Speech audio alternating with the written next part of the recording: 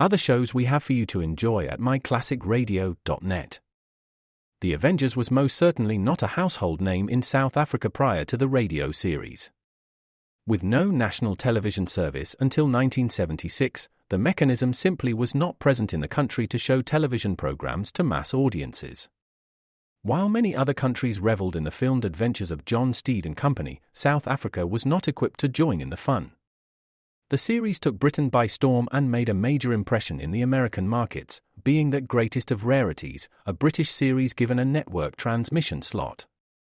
However, as a filmed series, rather than a videotaped one, The Avengers was able to gain a modicum of exposure in South Africa through film rentals.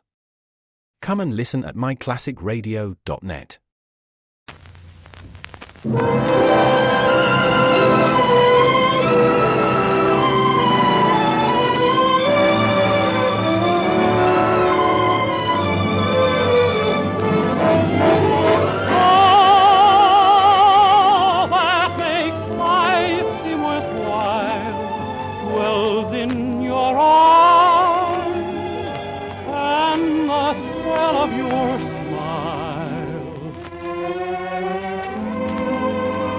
Ladies and gentlemen, the new Dennis Day program with Sharon Douglas, Verna Felton, Dink Trout, John Brown, Joe Kearns, Lee Benaderet, Jerry Hausner, Charles Dant and the orchestra, and starring the popular young singer of the Jack Benny Show in A Day in the Life of Dennis Day.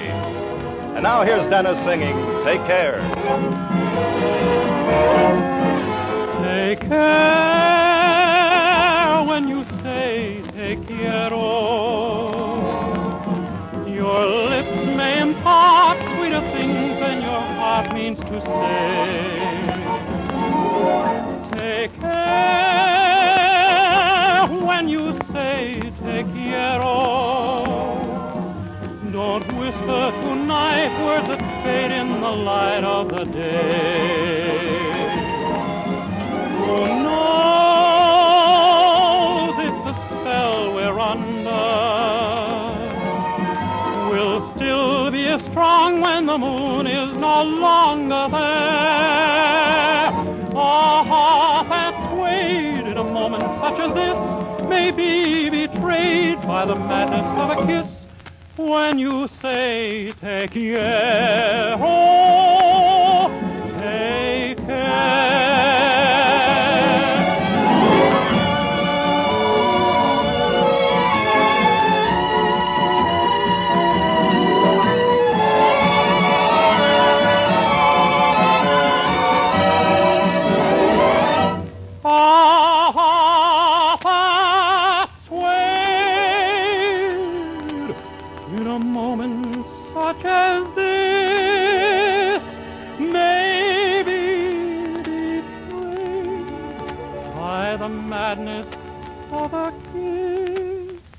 When you say, take care, oh, take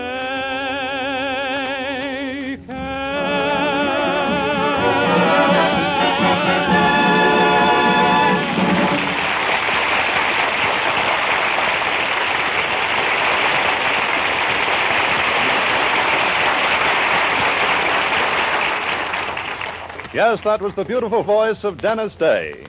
But exactly what sort of person is our hero? Well, suppose we ask some of the folks of Weaverville, where Dennis lives and works. They know him best. For example, there's his boss, Mr. Willoughby, who owns the drugstore where Dennis jerks sodas. Mr. Willoughby, how do you feel about Dennis? Dennis Day? Well, when I first met Dennis and hired him to work behind my fountain, I wasn't sure whether he was a soda jerk or not. But I knew he was some kind. Yeah. Now, how about a few words from Mildred, Dennis's girlfriend? I think Dennis is a perfect love. It's just that no one understands him. People in this town judge other people by how much money they have or how many brains. Either way, it's very unfair to Dennis. All right, suppose we hear from Mildred's mother now, Mrs. Anderson, who runs the boarding house in which Dennis lives. Dennis Day will never amount to anything. He has no ambition, no gumption, and very little sense. My daughter thinks she's in love with him, but it's only because he reminds her of her father. Well, Mr. Anderson, what do you say to that? Any opinions expressed by me on any subject whatsoever are necessarily those of my wife. Well, how about a fellow boarder at the Anderson Menage? Mr. Snedeker, how do you feel about Dennis Day? Don't mention Dennis Day's name to me. I ought to tear him limb from limb. Wants to borrow my car, he says, so he can drive his girlfriend Mildred over to pick up her costume for the masquerade party tonight. Why did I give it to him? Because I'm a big, fat, good-natured slob, that's why. And what happened? What happens to my car? I'll tell you what happened. Oh, Dennis! Did you see that? That parked car ran right into me.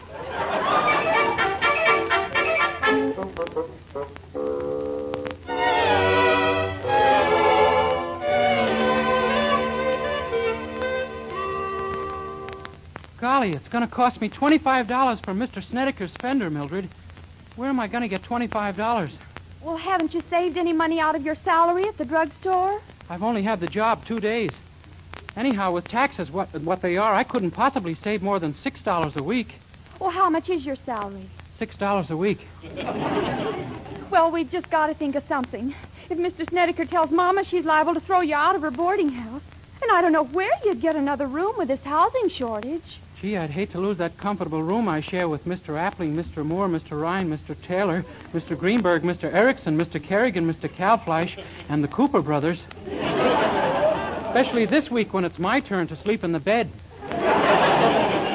Well, we just got to raise the money somehow. Mr. Snedeker said if he didn't get his $25, he'd murder you. Oh, yeah? I'd just like to see him try it, that's all. What would you do? What could I do? I'd be dead. But the police would do plenty. Dennis, if you don't mind, I'd rather he got his money. Oh, if I could only win the prize at the masquerade tonight. Huh? You know, the silver cup for the most outstanding costume. Oh, we could get $25 for it easily. Well, gosh, maybe you will win, Mildred. Oh, I haven't a chance. Mama picked out a perfect stinker of a costume for me. Betsy Ross. Now I ask you, Betsy Ross. That does stink a little. Gee, I just finished a book about a girl who'd make a wonderful character at a masquerade. A somewhat different type from Betsy Ross, of course. Oh, what book was that? It was called Forever Amber. Forever Amber? Yes, it's a very absorbing book. It took me months and months to get through it, but I finally finished it. Well, why did it take you so long? I kept going back over it to see if I'd read right.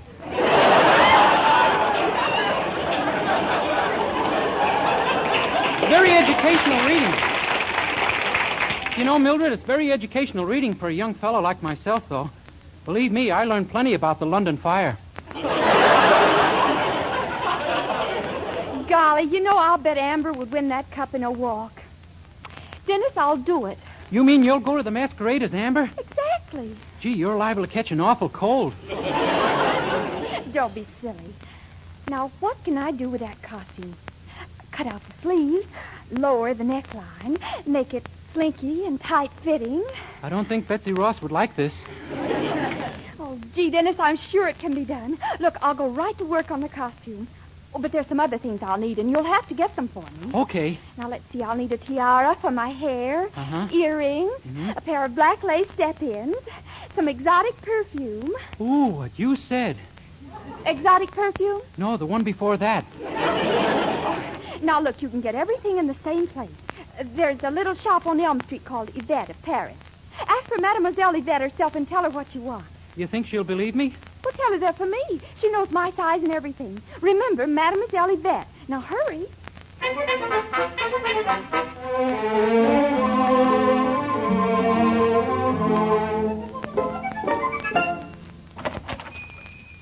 Hello. Hello. Could I see Mademoiselle Yvette of Paris, please? You're talking to the mademoiselle in person already. You're Mademoiselle Yvette? But oui. Something I could do for the monsieur yet? Gee, you have the most peculiar accent. What part of France are you from? Francie says. Mademoiselle Yvette is just the name on the door. Then you're not really from Paris? Listen, the last time I saw Paris, it was holding up my husband's socks. Now, is there something I could do for you? Well, yes, there is. Mildred Anderson asked me to get some things for her.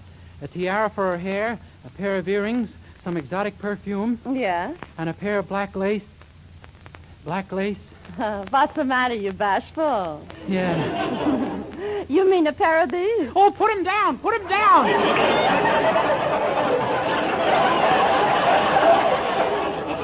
So what's the matter? Why are you getting excited? There's nobody in them. I know, but I got a vivid imagination. Anyway, she doesn't want that kind. She wants black lace. Black lace, huh? Is black lace becoming already in Weaverville, de rigueur? De rigueur? It's a little thing I picked up from Charles Boyer. It means stylish. Oh, I see. You pick up little things from Charles Boyer, huh? All the time. It should happen to my husband.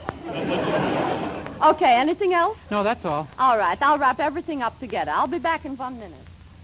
Gee, these pink ones are kind of cute. I wonder if... No. Still, they might. I'll ask Mademoiselle Yvette. No, it's ridiculous. I'm sure they don't make them for men.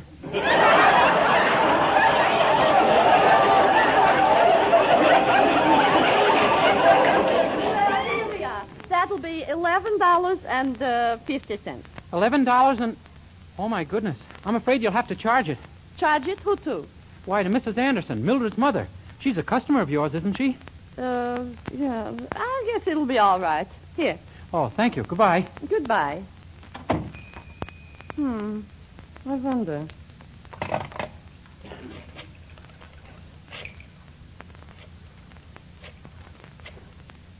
Hello, Mrs. Anderson. This is Yvette of Paris. Look, Yvette of Paris. Yvette of... Rena Feinschreiber, who makes for you the corsets.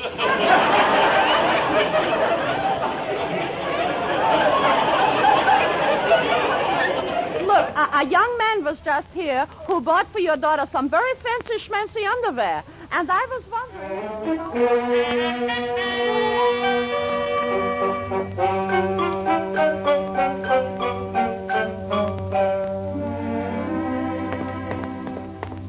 I saw you standing in the sun, and you were something to see. I know what I like, and I like what I saw, and I said to myself... Hello, Mrs. Anderson. Good evening, Dennis. It may interest you to know that I just had a phone call from Mademoiselle Yvette. Oh, really?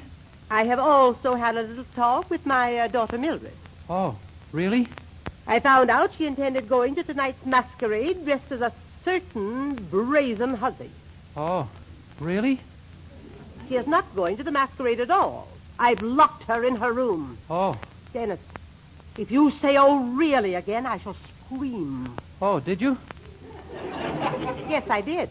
Oh, really? I also found out that the idea of going as this Amber came from you. Oh, no, ma'am. I just happened to mention the Nevertheless, Mildred... Dennis, Mr. Anderson and I feel it's about time someone had a serious talk with you. Normally, of course, that's the duty of the head of the family. Yes, ma'am. But my husband has offered to do it instead. Yes, ma'am. I'll leave. And you two may talk this over, man to... boy... Well, whatever the two of you are, talk it over. Good evening, Dennis. Oh, hello, Mr. Anderson. I didn't see you sitting there. I guess your wife had you blocked off. Been that way for 22 years. My wife is pretty excited about Mildred wanting to go to the party as Amber, Dennis. Yes, sir. Mrs. Anderson never let me read Forever Amber. She said it was no book for a man with funny ideas in his head. Oh, have you got funny ideas in your head? No, but she said I would have if I read it. That's silly. I read it, and I haven't got any idea of any kind in my head. You know, this Amber, Dennis, what sort of a girl is she? Oh, you know, companionable, good mixer, makes friends easily. Yes, I understand she's quite friendly. Oh, well. Yes, sir. But we certainly don't want Mildred pretending she's such a character, even for a masquerade, do we, Dennis? No, sir. We want Mildred to grow up the kind of a woman that her mother is, don't we? No, sir. I think we want Mildred to grow up the kind of woman her mother is, don't we? No, sir. You know, Dennis, I think this is the beginning of a beautiful friendship. Mrs. Anderson undoubtedly has many good qualities, but she does boss you around quite a bit. Well, all women boss you around, Dennis. Some do it quietly and sweetly. Some, like my wife, do it loudly and firmly. But they all boss you around. Golly, maybe the world would be better off if there weren't any women, just men and children. What a beautiful thought. Well, I hope you've gotten something out of this little talk, Dennis. Yes, sir, I have. I know I have. I'm going to read that Forever Amber if it takes me the next 10 years. And if it's what I think it is, who cares? Yes, sir. Well, I'll be getting back to Mademoiselle Yvette with this stuff. We won't need it now. Bye, Mr. Anderson. Bye, Dennis. Dennis. Huh? Dennis, over here.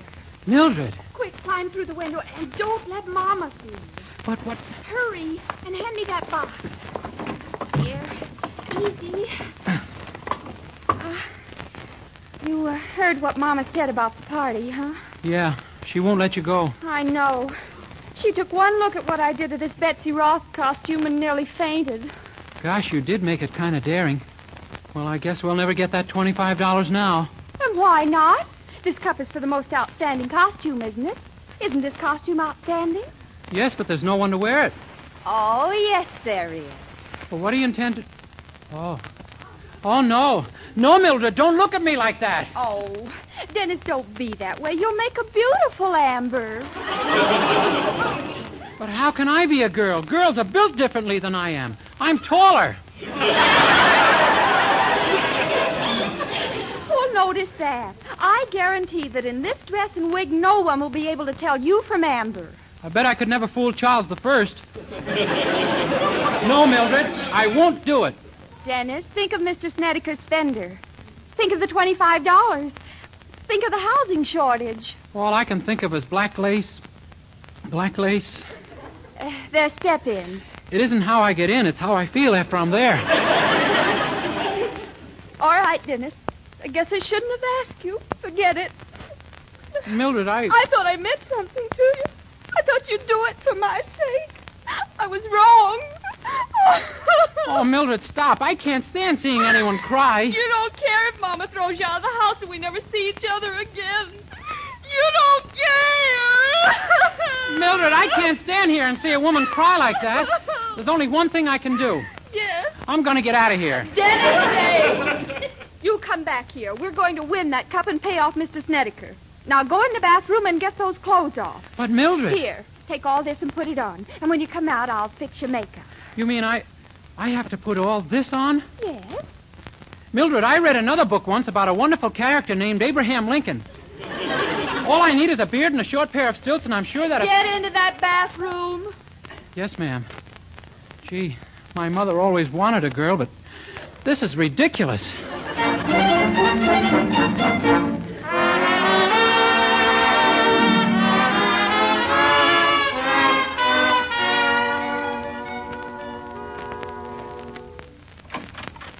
Well, I finally got the costume on, Mildred. How do I look? Well, let's see. It's not too bad, except you're a little lumpy in the wrong places. Walk toward me and slink like Amber. I'm afraid to. This dress is too tight. One slink and I'm slunk. Well, it is tight. Didn't you put on that girdle I gave you? No. Why not? I couldn't get it over my head. Oh, Dennis, they don't go over your head. Don't you know how to put on a girdle? I'm afraid not. I've spent most of my life as a boy. But what on earth makes you look so lumpy from your hips down? Oh, that's my long underwear. You didn't take that off? You think I want to catch cold? There's a terrible draft through this thing. Dennis, you didn't have to keep your flannels on. I gave you those black lace step-ins to wear. I know, but I stepped into them wrong. They're black lace kilts now. Well, sit still now. I'm going to put on your makeup. Okay. First, a little mascara. There we are. Now, some powder. Hey! Watch where you put that stuff. You're supposed to keep your mouth closed. Golly, if men were girls, we'd never bother with all this stuff. If men were girls, we wouldn't either. Now look, Dennis, hold still while I put on your lipstick, and we're all set. There we are. How am I? Why, Dennis, you're absolutely ravishing. Honestly, you're gorgeous. Gee, really? Just go over and take a look in that mirror. Okay. Pardon me, miss. Would you mind stepping aside? Oh, that's me. Of course it is. Well? Gee, I am kind of desirable. Oh, Dennis, I just know you're going to win that prize. Oh, now, look, we haven't much time. Here's the keys to my father's car. Slip out the window the same way you got in. You'll have to boost me up. I don't dare bend over in this dress. All right. Oh, I do hope you win, Dennis. There. And please, please be careful of Daddy's car. I will, Mildred. Gee, I did look like an awfully cute girl in that mirror. Not my type, of course, but some men like them. Oh, golly, here comes the man. Here's my chance to find out how I look. I'll drop my handkerchief and see what happens. Oh, pardon me. Did you drop this handkerchief? Why, yes. How careless of me. Well, here you are. Oh, thank you, sir. You're really too kind. Oh, that's okay. Oh, say, by the way. Yes? You got a match, buddy?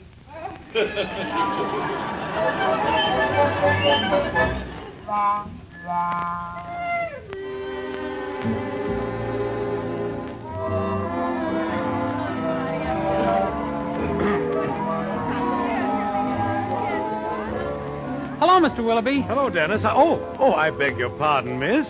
When I heard your voice, I thought you were a boy who works for me. I do. I'm Dennis. Well, by George. I'd certainly never know you in that dress and with a mask on. Say, who you supposed to be, Dennis? I'm Amber. You know, the book, Forever Amber. Oh. Yeah, I may have read it. It sort of escapes my memory. Then you didn't read it. Say, Mr. Willoughby, when do the judges judge the costumes? It's 10 o'clock, and I got to get out of here before I get that 5 o'clock shadow. Huh? Twice. Oh. Well, the man who's judging the costumes hasn't arrived yet, and by George, I wish he'd get here. If he... There's someone coming in the door now, Mr. Willoughby. Oh, yes, good, that's him, and high time, too. Oh, my goodness. Something wrong, Dennis? The judge of the costumes. It's Mr. Snedeker. That's right, he's coming over here now. Mr. Willoughby, I can't stay here. If he sees me, he'll punch me right in my mascara. Oh, he won't recognize you in that outfit any more than I did. But my voice... I'll tell him you're a foreigner.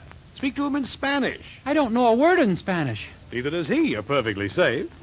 Oh, Mr. Snedeker, right over here, please. Oh, sorry to be late, Willoughby. That imbecile who works for you wrecked my car, and I had a devil of a time getting a taxi. If I ever get my hands on that young, Oh, I beg your pardon. What have we here? Uh-oh. Mr. Snedeker, may I present Senorita Lolita Del Rio? The senorita just got here from Chile. Well, I'm delighted, senorita. Delighted. Hacienda, senor. Well, now, if you two will excuse me, I have a great many things to attend to. Oh, no, don't leave us, Senor Willoughby. I'm afraid I must. Adios. But, Senor Willoughby... Oh, let him go. Much cozier with just the two of us. Senorita. Oh, tico, senor. Well, so you're from Chile. You don't look very chilly to me.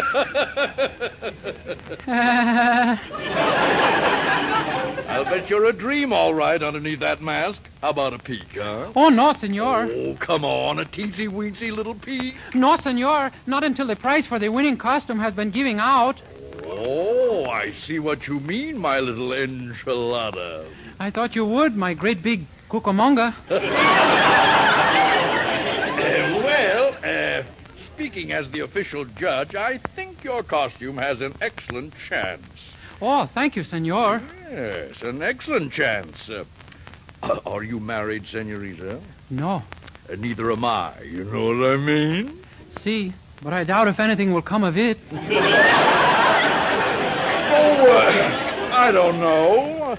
I waited a long time for the right girl to come along. Who can say I'm not looking into her eyes right now? Me. Huh? Ladies and gentlemen, it's now time to award the trophy for tonight's outstanding costume. That is, if our judge, Mr. Snedeker, has a winner picked out. I sure have, my little beauty? Oh, Senor Snedeker. Folks, your attention, please. Now, after a careful study of every costume here tonight, I take pleasure in awarding this beautiful silver cup to the little lady on my left. Oh, what was that name again, Senorita? Dennis Day. Senorita Dennis Day. Well, my little tamale, are you satisfied now? You can take this lovely silver cup back to... Senorita who? Dennis Day. You! Why, you are... Mr. Snedeker, please. Calm down. Don't get excited. Don't get excited. Why, I as good as proposed to you. It's all right. I didn't accept. Didn't accept? No, Mr. Snedeker. If you'd like to withdraw your offer of marriage now, believe me, I'll understand. Why? Let me at him. Let me at him. Mr. Snedeker, Let please. me at him.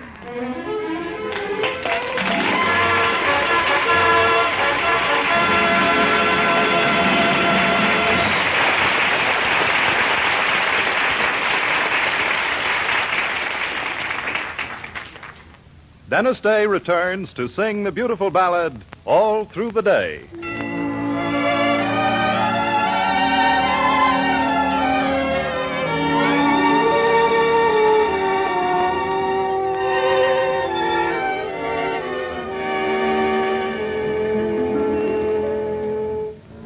I sit alone in the golden daylight, but all I see is a silver sky. For in my fancy I sweep away light and keep my image of the sky just the way we like it, you and I.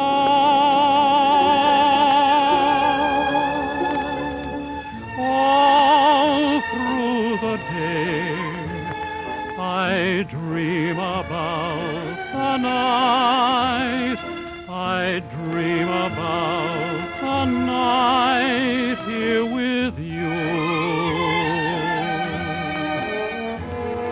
All through the day, I wish away the time until the time when I'm here with you. Down falls the sun, I run to meet you. The evening mist melts away.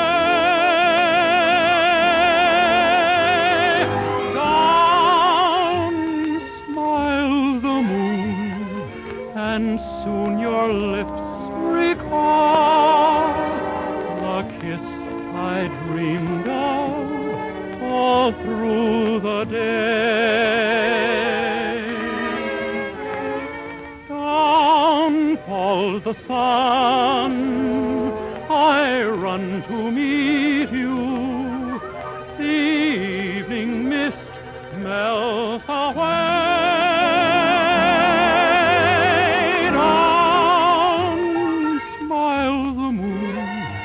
And soon your lips recall the kiss I dreamed of all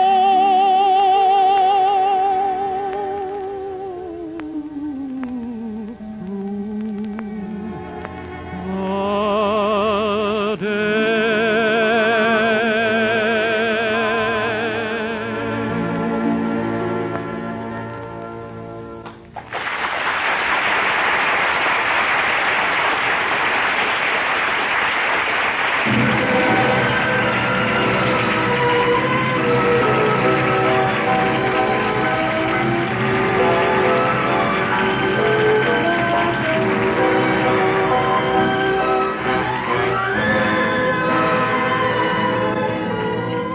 Be sure to be with us next week for another in the series of Dennis Day programs. More songs, more adventures in the life of our star, Dennis Day, who'll be back when you hear... Oh, that makes life seem worthwhile dwells in your eyes and the spell of your smile.